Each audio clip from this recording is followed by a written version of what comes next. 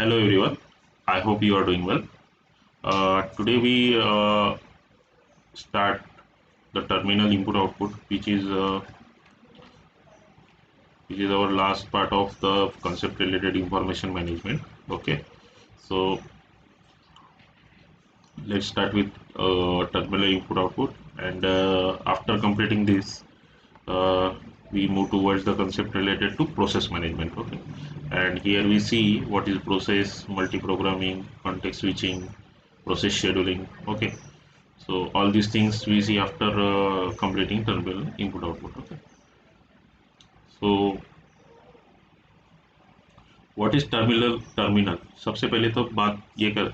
हाँ, मैं आपको एक बात बोलना चाहता था कि जब भी मैं आपको ये सब पढ़ा रहा हूँ तो आपके पास नोट्स रहने दीजिए। जो भी मैं नोट्स आपके जो भी आप रेफर कर रहे हैं उसमें आपको ये समझ जाएगा कि पॉइंट्स क्या है, क्लियर हो जाएगा सब। ठीक है, सो नोट्स रहने दीजिए अपने पास। ठीक है, सो start with the terminal. What is terminal? It is the command line or console which is allow us to accomplish automated tasks on a computer. Okay, without use a graphical user interface like navigate through a directory, copy file and many more complex automation. अभी देखिए, आपने जब भी operating system use की होंगी तो आप हर process तो आप खुद नहीं करते, राइट। कुछ प्रोसेस ऑपरेटिंग सिस्टम सेल्फ अपने अपने आपके बिहाफ पे परफॉर्म करती है, राइट। सो जैसे कि कभी कभी क्या होता है कि फाइल कॉपी करना। आपने कभी कभी इंस्टॉलेशन किया होगा, राइट। इंस्टॉलेशन किया होगा, वहाँ पे फाइल कॉपीज होते हैं, लेकिन आप उसे खुद नहीं करते। वो ऑटोमेटेड होता है जो परफॉर्म करता है task, right. So that is the terminal. Okay, so देखते हैं।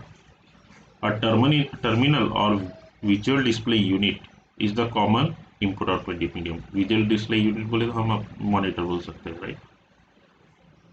So terminal hardware can be divided into two parts, which are the keyboard, which are the input medium, and another one is the video screen, which is used as a output medium. Keyboard जिससे हम data को input करते हैं, right. जैसे कि copy file या फिर कुछ डेटा टाइप करना रहा या फिर कुछ भी रहा, तो हम क्या कर रहे हैं, इनपुट ही कर रहे हैं, right. So that is the one of the source, that is a terminal hardware which is used in operating system, right. And another one is the video screen which is used as the output medium जो हम display देखते हैं, जो भी हम कर रहे हैं, तो वो जो भी हम मॉनिटर पे देखते हैं वो क्या है, हमारे लिए आउटपुट ही हो गया, right. So that is the output medium. इसमें और दो टाइप के टर्मिनल्स होते हैं। कौन से? एक डम टर्मिनल और एक इंटेलिजेंट टर्मिनल। एक डम टर्मिनल, एक इंटेलिजेंट टर्मिनल। अब हम देखते हैं इंटेलिजेंट और डम टर्मिनल क्या है। The dumb terminal consists of the microprocessor and limited memory. It is responsible for the basic input output of the character. It is called because it is not process an input character, right?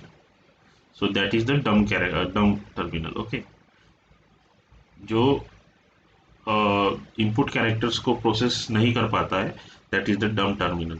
ठीक है, उसके नाम से ही पता चलता है क्योंकि वो इतना इफिशिएंट नहीं होता है, राइट। इतना इफिशिएंटली वर्क नहीं करता है, दैट इज द डम terminal. But it is the equal importance in our operating system to perform various tasks. So that is also important thing in operating system. Okay. And second one is the intelligent terminal. The intelligent terminal carry out of some processing on this input. Okay, so intelligent terminal have more powerful hardware and software, right। अब हम आगे देखेंगे उसमें क्या क्या है, right. सो मैं आपको पेंट में लेके चलता हूँ, वहाँ पे हम समझेंगे क्या है ये सब। Okay,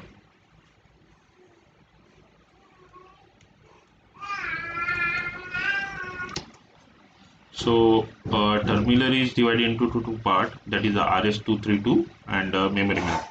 What is RS-332? It is a hardware-based standard terminal which is used, which we consist of the hard copy and the glass, right? So जैसे हम मॉनिटर बोल सकते हैं उसे कि वो कौन से स्टैंडर्ड पे डिपेंड करता है, वो RS-32 कौन से टर्मिनल पे डिपेंड करता है, RS-232, right? And what are the alphanumeric character oriented and graphical, that is the memory map.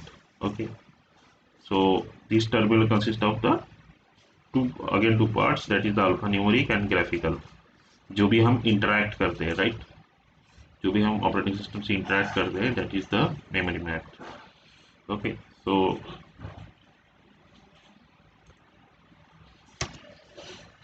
देखिए इसमें क्या होता है, मेमोरी मैप में क्या होता है कि एक वीडियो रैम होती है इसमें, ठीक है?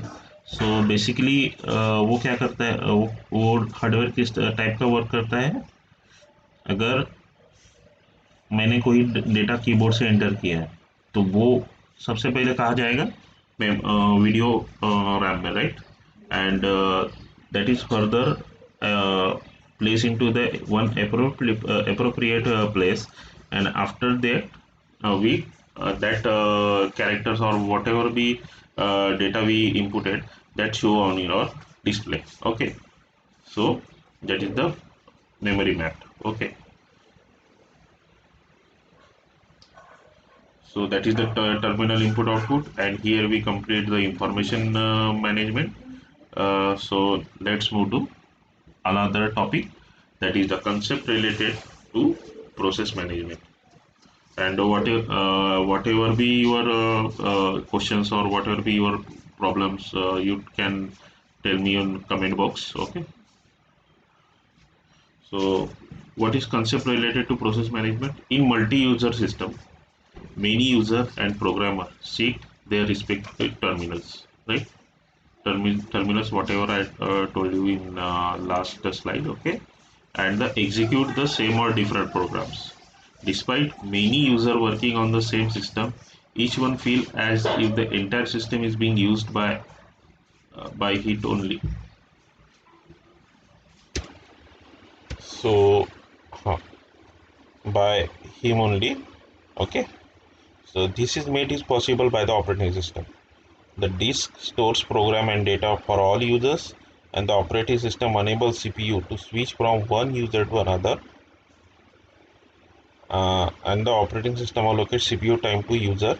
This is done by the process management. Okay, अभी process management क्या है हम समझते हैं, ठीक है? अभी देखिए जो भी हमारा सिस्टम रहता है या जो ऑपरेटिंग सिस्टम है, वो क्या होता है कि देखिए हमारा जो सिस्टम ऑपरेटिंग सिस्टम है वो multi user and multi programming, that is the main functionality of this operating system which are we used. And so क्या होता है कि बहुत से जब भी हम इस तरह की, जैसे कि आपने कभी देखा होगा लैन में कनेक्टेड, या फिर हम एक ही प्रोग्राम पे मैक्सिमम लोग वर्क कर रहे हैं, right? So we work on generally on terminal. Okay, whatever we interact, that is the also terminal. Okay, and execute the same or different programs. वहाँ पे हम क्या करते हैं, वहाँ पे हम क्या कर रहे होते हैं कि हम उसी एक ही प्रोग्राम पे काम कर रहे होते हैं, हम एक ही इंटरफेस को यूज़ कर रहे होते हैं, राइट? इंटरफेस में भी सॉफ्टवेयर कुछ भी हो सकता है, राइट? सो सभी तो वर्क कर रहे हैं बट प्रोसेसर एक ही है, राइट? सो उसको मैनेज करने के लिए, मतलब अगर प्रोसेसर काम कर रहा है तो वो प्रोसेसर तो एक ही टाइम में एक ही वर्क परफॉर्म करेगा ना, राइट? एक ही ऑपरेशन परफॉर्म करेगा, राइट? सो उसमें डेटा भी हमें स्टोर करना पड़ता है side by side, right? So data storage का या फिर प्रोसेस, जो भी प्रोसेस उसको अलोकेट हो रही है उसको कितना टाइम देना है, राइट? किस यूज़र को कितना टाइम देना है, उसका प्रोसेसिंग कितने टाइम में होना चाहिए, ये सब कौन देखता है? Operating system.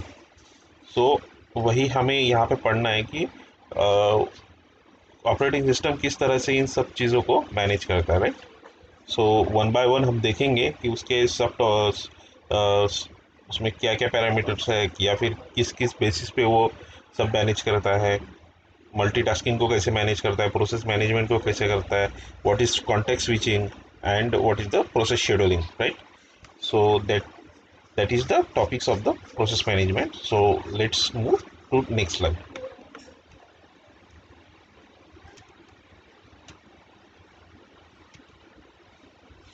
What is process? A process is a program under execution which competes for the CPU time and the other resources. A program loaded into the memory for execution before a process.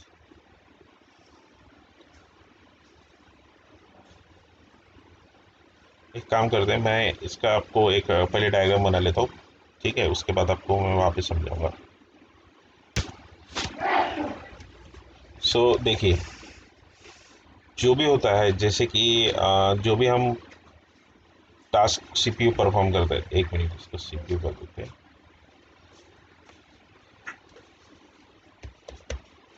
CPU, ठीक है। सो CPU जो भी task perform करता है वो किस चीज़ पे करता है, line of code, instructions and whatever be work allotted to CPU by operating system, that's it, okay. So program क्या होता है, लाइन ऑफ कोड्स होते हैं, ठीक है, लाइन ऑफ कोड्स होते हैं या इंस्ट्रक्शंस होते हैं जो हम परफॉर्म ऑपरेटिंग सिस्टम या सीपीयू से परफॉर्म करवाते हैं। but who is the intermediate between CPU and user? That is the operating system, okay। so जब भी प्रोग्राम, देखिए दो अलग चीज़ें हैं, प्रोग्राम एंड प्रोसेस, राइट। जब भी प्रोग्राम सीपीयू में एंटर होता है, राइट, जो भी लाइन ऑफ इंस्ट्रक्शंस, सीपीयू को तो पता है कि उसका सिर्फ कोड है, उसको सिर्फ सिंपल कैलकुलेशंस करने हैं, राइट। जो भी उसको जा रहा है, कोड जा रहा है, वो क्या है, वो एक बाइनरी कोड है, राइट, बाइनरी कोड है, मीन्स 0101 के फॉर्म में जाता है, राइट।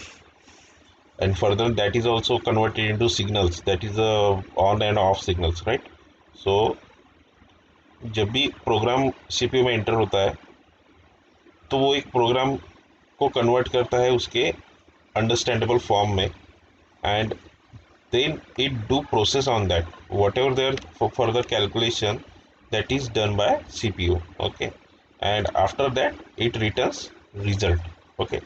so जो भी इसके calculations होते हैं या फिर उस पर जो भी actions perform करने होते हैं वो that is the process, so okay, understand।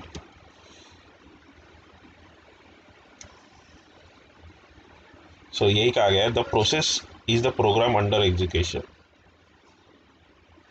which competes for CPU time and other resources। CPU time, हाँ, यहाँ पे एक और एक इम्पोर्टेंट बात, जो जब भी हम प्रोसेस को करते हैं उसमें सब चीज़ें की इसमें रिमाइंड की जाती है, जैसे कि सीपीयू टाइम और उसके रिसोर्सेज, जैसे कि यहाँ पे प्रोसेस में हम उसकी एक मेमोरी यूज़ भी करते हैं, right, that is the registers. आपने पेपर 2 में पढ़ा ही होगा, right. So that is the nothing but the process, okay, and a program loaded into the memory for execution before a process।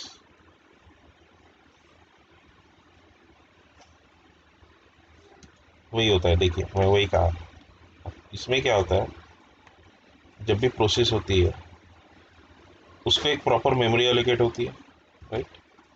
एक मिनट,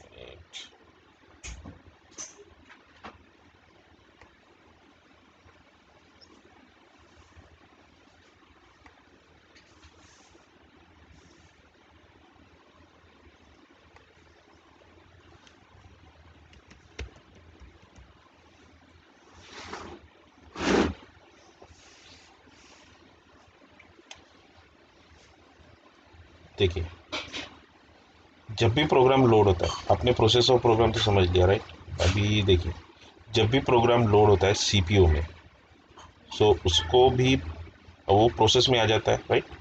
अब उस प्रोसेस को परफॉर्म करने के पहले सबसे पहले प्रोग्राम कहाँ स्टोर होता है, उसकी मेमोरी में, right, that is the nothing but registers. Registers चाहिए ना, ओके, रजिस्टर्स, एस कट गया, ठीक है। सो उसके बाद हर प्रोसेस को, हर रजिस्टर या हर रजिस्टर में रहने वाले जो भी डेटा है उसको परफॉर्म करने के लिए एक सीपीयू टाइम अलॉट होता है, राइट। कि वो सीपीयू उस प्रोसेस को कितने टाइम में परफॉर्म करेगा, right. So that is the nothing but CPU time. Okay,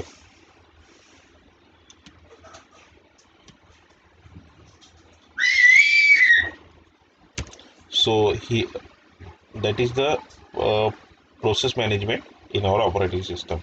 This is complete the process management of operating system. Okay, so let's move. Our next topic is multi programming.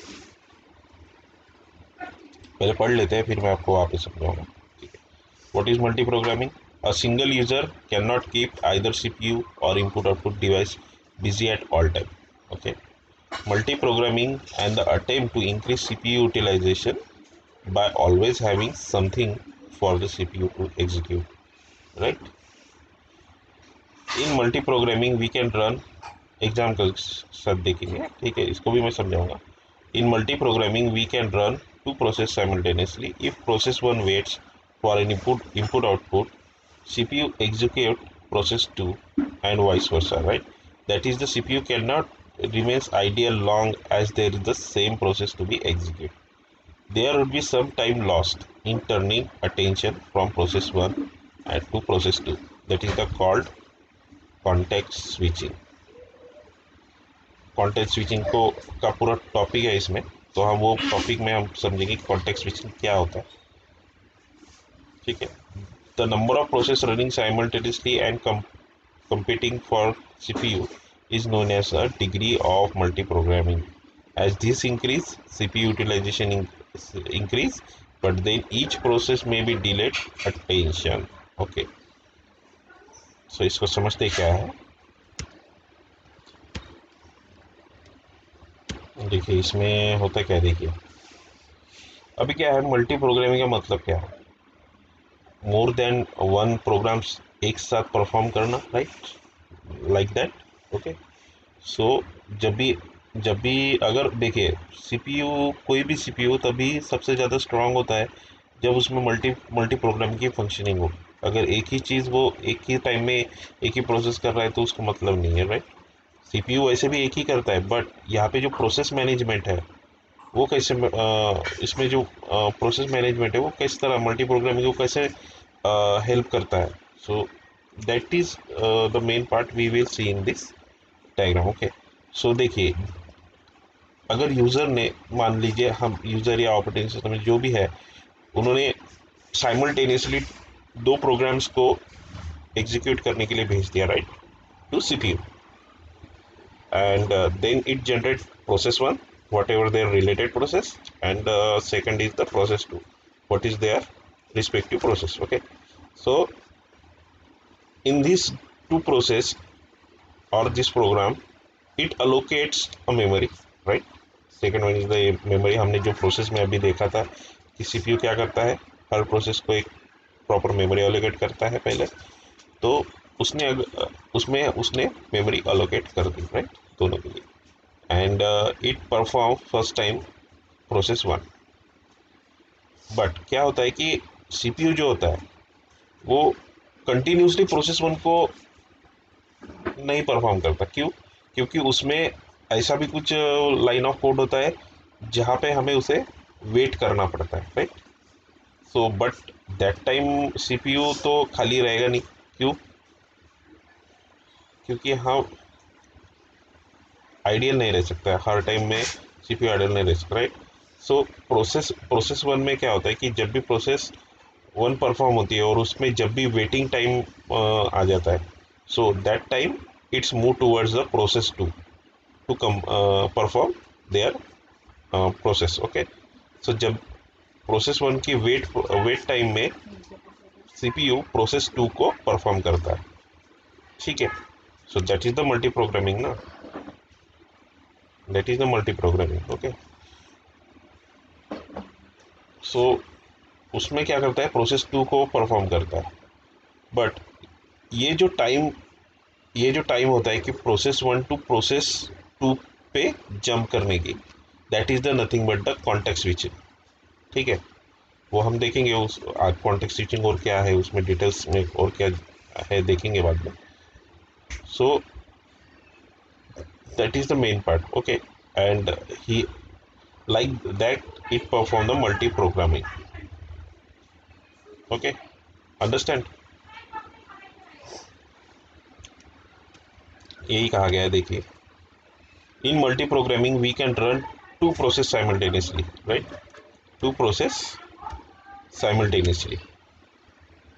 If process 1 wait for an input output, right? Wait, if process 1 is wait for input output, right? CPU execute process 2 and vice versa, like that.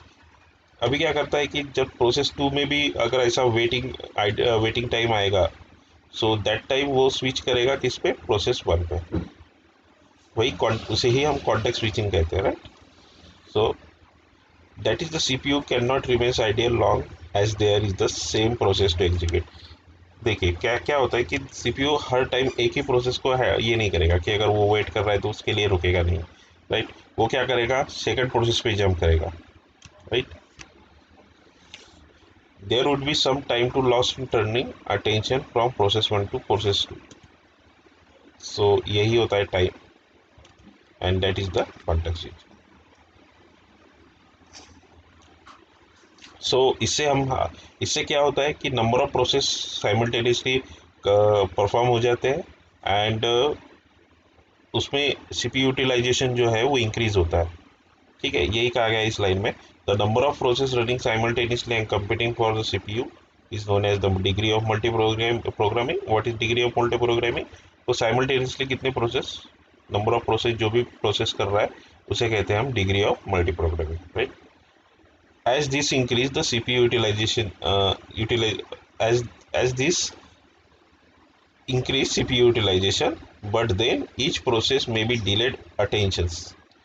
अब इसमें क्या होता है कि कभी कभी क्या होता है कि जब भी CPU one process to process होता है तो कभी कभी उसमें डिले हो सकता है, ठीक है? तो ये एक इशू है इसमें, राइट?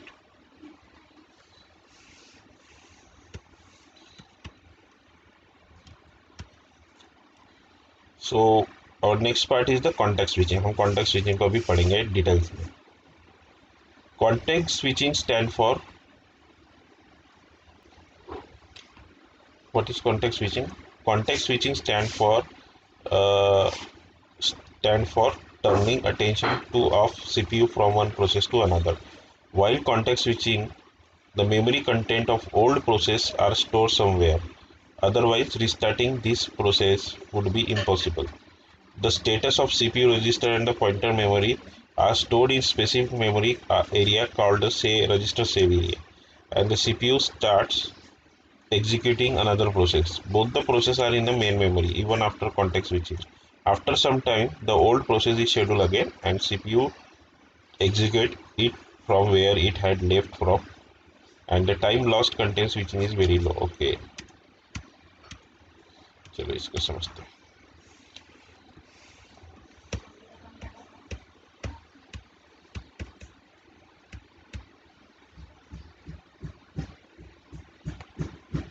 ये एक CPU है, right? CPU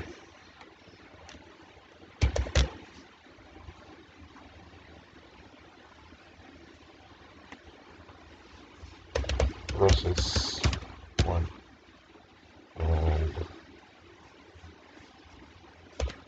process 2.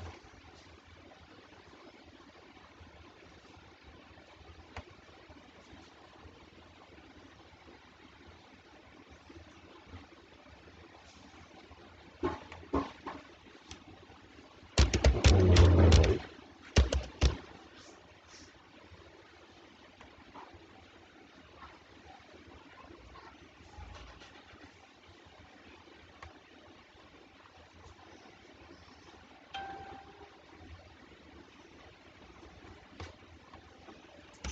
Which is register save area. देखिए अभी क्या होता है कि ये एक सीपीयू है, उसमें दो प्रोसेस, एक एग्जांपल हाइपोथेटिकली बात करेंगे। प्रोसेस 1 एंड प्रोसेस 2 दोनों अलर्टेड है, राइट?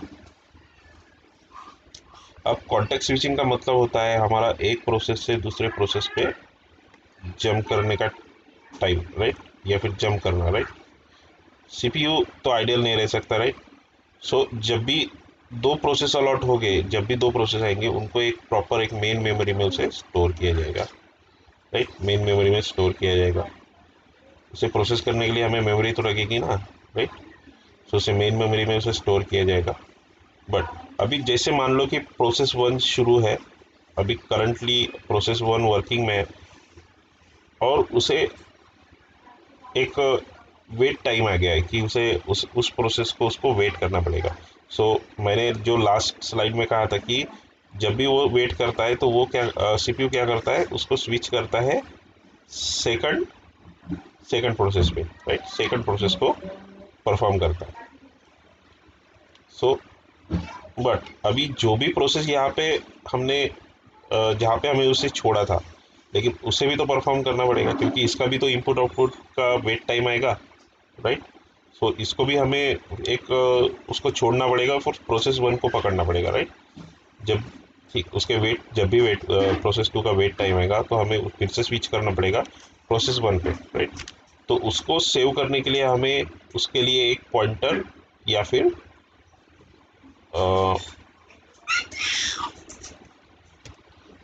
हमें उस टाइम में क्या करना पड़ेगा, क्या क्या सॉरी क्या करना पड़ेगा, एक पॉइंटर को सेव करना पड़ेगा जहाँ से हमने उस प्रोसेस को छोड़ा था। क्योंकि देखिए कोई भी प्रोसेस को फिर से रिस्टार्ट नहीं कर सकते, राइट। क्योंकि जो भी उसने प्रोसेस किया फिर उसका मतलब ही नहीं रहा ना कि अगर उसको रिस्टार्ट करते तो फिर से स्टार्ट से शुरू होगा, राइट। सो जहाँ भी उसका वेट टाइम, जहाँ पे सीपीयू ने फर्स्ट प्रोसेस को छोड़ा था, उसका एक सेव रजिस्टर एरिया में उसे स्टोर करेगा उसका पॉइंटर। और फिर जब भी अगेन जब भी वो प्रोसेस वन पे प्रोसेस टू के वेट के बाद आएगा, तब उसी पॉइंटर से उस प्रोसेस की प्रोसेस से पॉइंटर से स्टार्ट करेगा प्रोसेस करना। So that is the context switching, okay. So इससे इससे हमें क्या अचीव हो रहा है, इससे हमें अचीव हो रहा है low time, very low time to execute program, okay. जो भी इसमें टाइम लॉस का प्रॉब्लम है वो सॉल्व हो रहा है, right. So operating system do all these things to perform to allocate the to perform these actions, okay. So our next topic is not a process schedule, it is process state, okay। ठीक है, आज time ही हो चुका। So today we stop here students. In next video we see about the what is process state and what is process scheduling, okay। I'm not yet process state slide here, okay। So stay safe, goodbye।